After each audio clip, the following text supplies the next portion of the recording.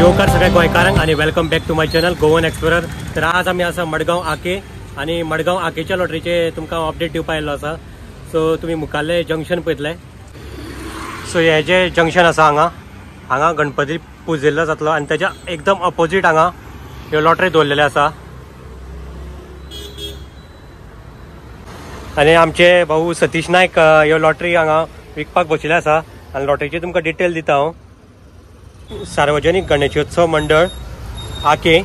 सो लॉटरीची price जी आसा ती 200 रुपया आसा आणि फर्स्ट प्राइज जी आसा ती स्विफ्ट आसा, स्विफ्ट एलेक्साय। मागीर सेकंड प्राइज जी आसा ती बुलेट आसा। थर्ड प्राइज आसा ती TVS क्यूब आसा। फोर्थ प्राइज जी आसा ती होंडा शाइन आसा आणि फिफ्थ प्राइज जे आसा ते होंडा एक्टिवा आसा। आनी परत आनी आयफोन सुद्धा आसा 6th आणि 7th प्राइज। सो अश्यो ह्यो लॉटरीच्यो डिटेल आसा।